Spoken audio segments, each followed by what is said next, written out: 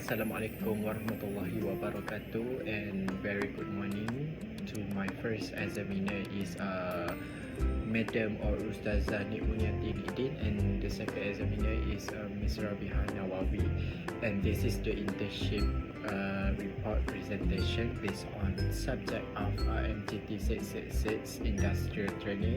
First of all, let me introduce myself first. My name is MOHAMAD AIDIL AZUAN bin MUKHTAR, and my metric number is 2023105147, and from class of D2BA2496A.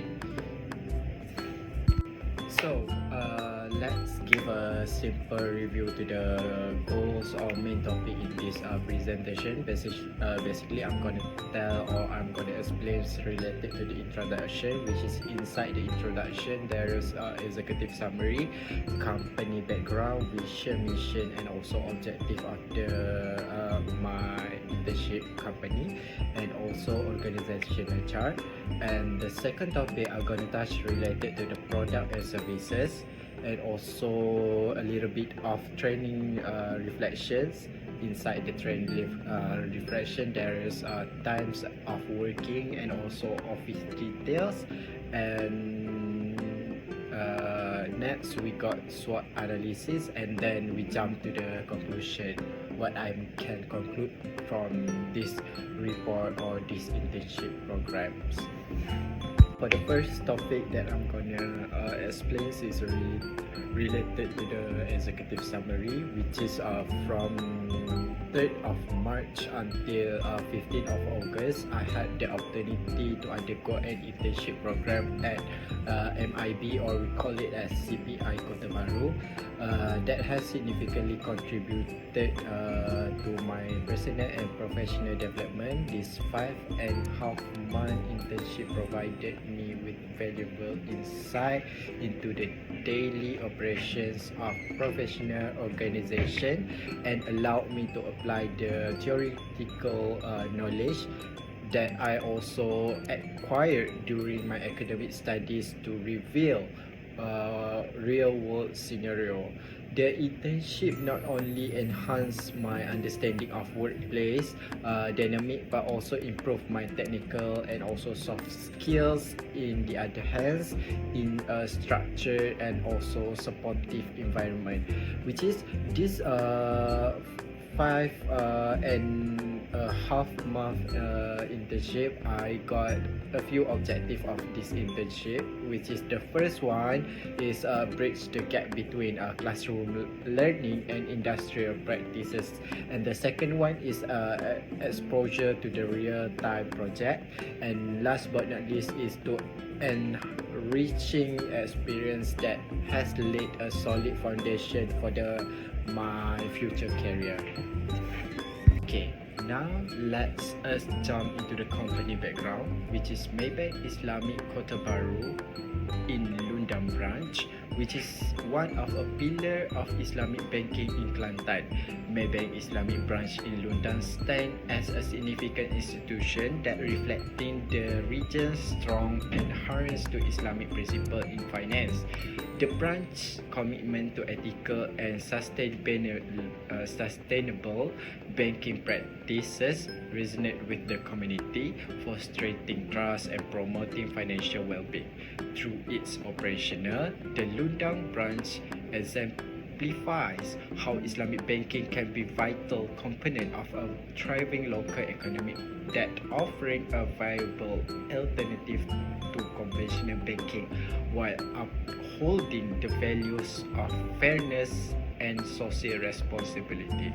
Maybank Lundang also offer a comprehensive suite of Islamic banking products and services, including saving and current account, financing options, and investment products, all designed to adhere to the Islamic principle.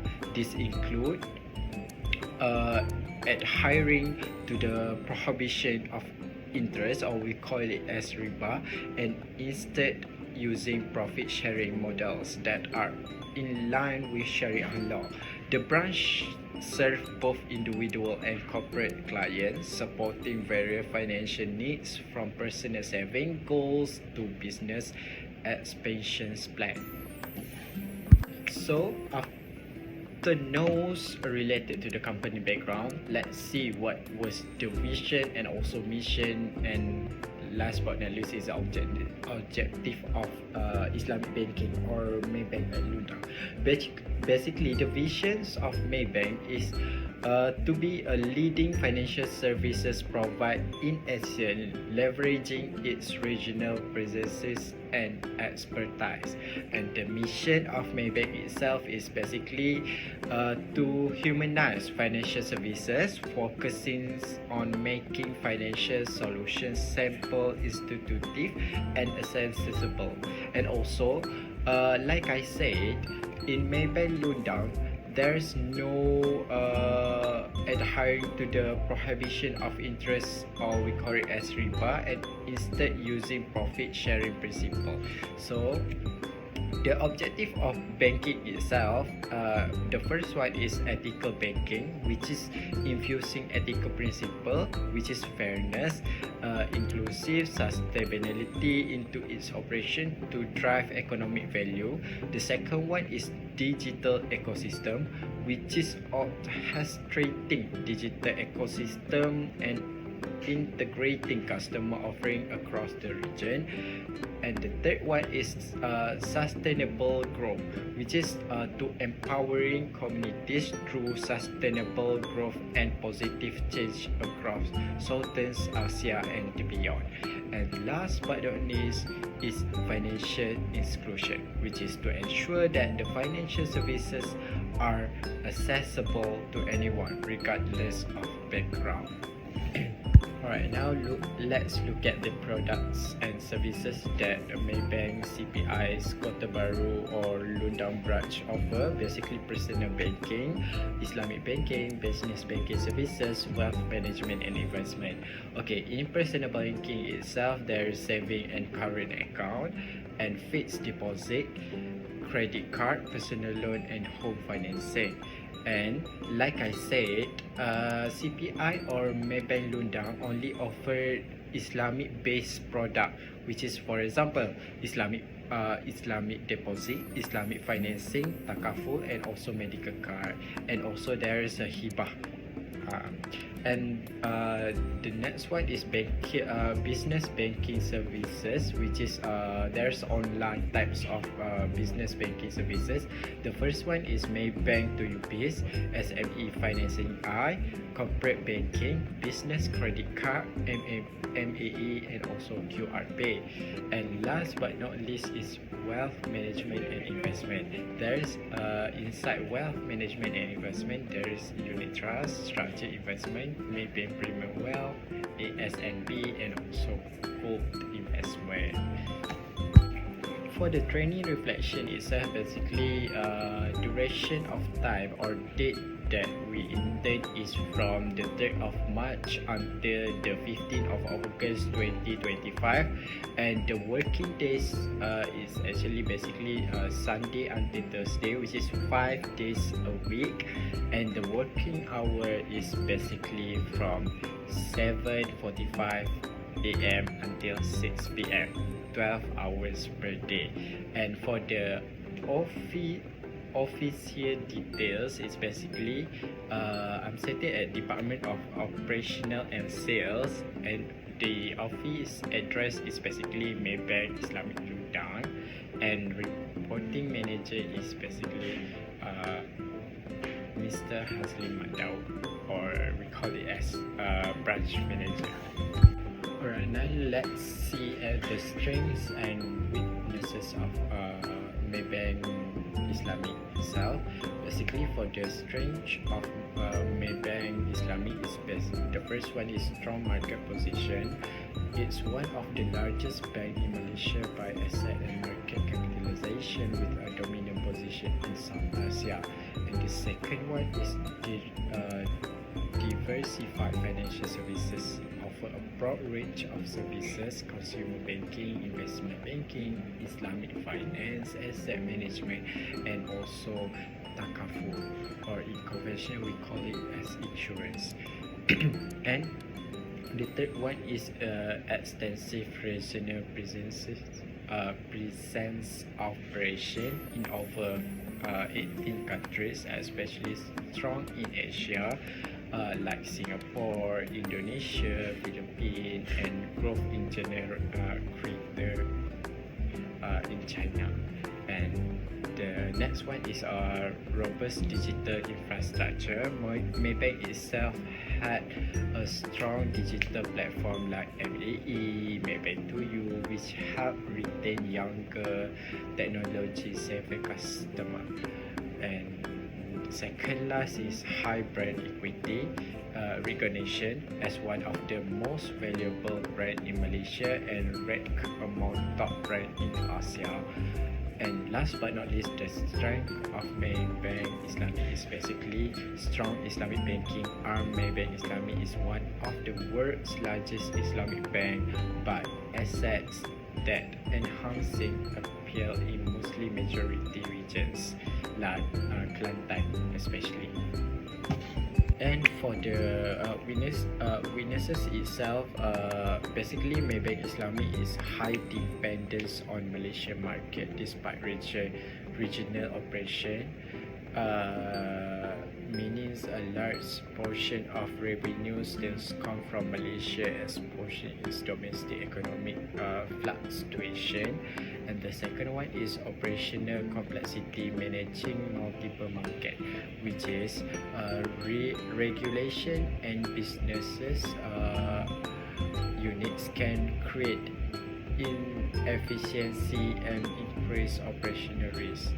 And relatively conservative innovation piece compared to fintech's firm and neobank. Maybank may not innovate as rapidly, especially in digital-only services, and it also has weak in asset equity pressure. Non-performing loan like NPLs can increase in challenging times, particularly in sectors like SMEs or properties. And the second last is cost structure and branch network maintenance. What physical branch network can be costly amid digital banking trends and shrinking in-person visits. And last but not least is limit global brand recognition. While strong in Asia, Maybank lacks significant brand presence in Europe, the American, and other key financial sectors. The opportunities of Maybank itself is basically in digital transformation and fintech partnership. Basically, to further growth through AI, blockchains, and digital wallet, especially by collaborating with fintech startups. And the second one is regional expansions in Asia and beyond. Opportunities in underbanked market like Cambodia, Vietnam, or even expansion in digital only format in emerging market. And the third one is green and sustainable finance, growing demand for ESG compliance banking and sustainable investment that offering present new revenue challenge. And last but not least is cross-border Islamic finance, leveraging Maybank Islamic to tap into other Muslim majority country beyond Malaysia and Indonesia. For the threats of Maybank Islamic itself, basically in economic slowdowns and inflation regions or globalizations, inflationary pressures and interest rate hiking can affect lending and consumer spending.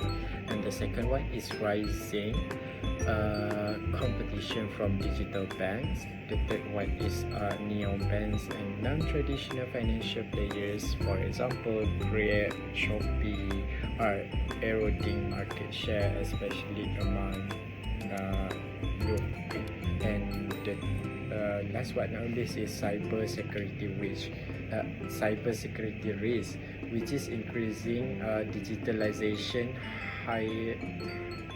heightens exposure to cyber attack and data breaches, which could damage reputation and trust of the customer at Maybank.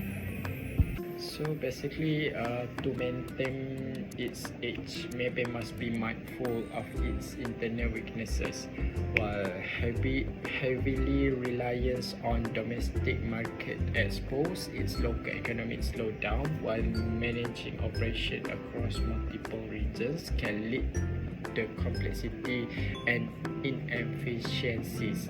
In an era where digital transformation is repeatedly changing customer expectation, the bank must also accelerate with its pace of innovation to keep up with fintech competitor and evolving financial technologies. And this is addressing these internal challenges. It's essential for long-term sustainability.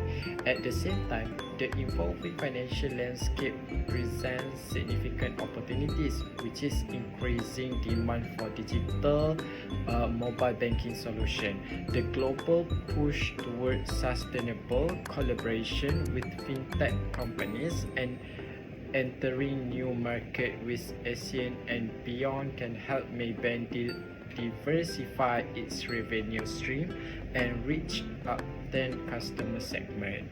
By investing in these areas, Maybank can future-proof its business and stay ahead in competitive environment. Despite its strong standing, Maybank must also prevent a various external threat, which is rising competition from both traditional and non-traditional financial services provider. It means like global economic uncertainties, challenging regulatory framework, and cybersecurity risks all have the potential to impact performance. To mitigate this threat, the bank must remain aligned, investment in risk management, and continuously upgrade its technology infrastructure. So that's all from me. Thank you.